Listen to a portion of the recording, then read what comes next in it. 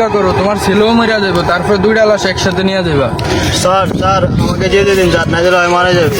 আমি আমার ছেলেকে ভালো করেই চিনি, 1 মিনিটের বেশি সময় নিবে না ও।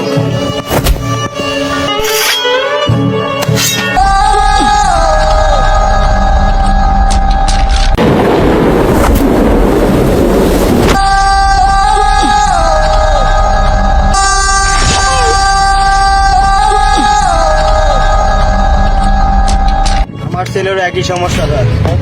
তার মানে ওর কাকারে খুব ভালোবাসে স্যার, যদি ওর কাকার কিছু হয়ে যায় হয় আমি কি করবো আমি জানি না স্যার। কি করবো তোর ছেলে? আমি আমার ছেলেকে চিনি স্যার, আমি আপনার ভালোর জন্যই বলতে আছি। তোর পোলায় আমার কোন কসু করবো? কেটে ফেলবে, মেরে ফেলবে, তোরও মেরে ফেলবে।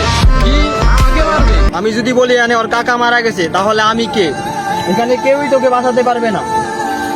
এই এই হাসিব, যদি ওর কাকার কিছু হয় বলছে আমাগুলি শেষ করে লাইব। তুই ওর বাতিজারে স্যার আগে ওর চাচার খেলা শেষ কর।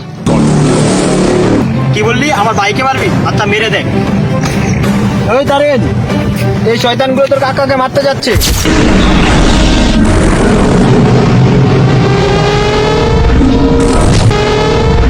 তোকে কি এই দিনটা দেখার জন্যই মানুষ করেছিলাম?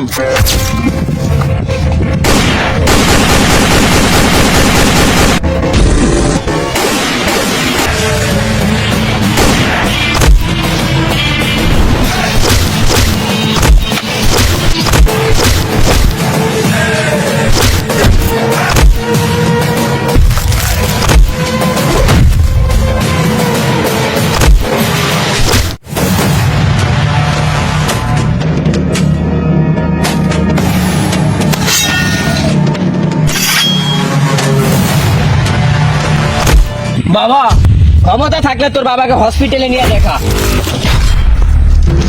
আর 2 মিনিট কাকু, আর 2 মিনিট। যদি বাঁচি 3 জন একসাথে আসবো।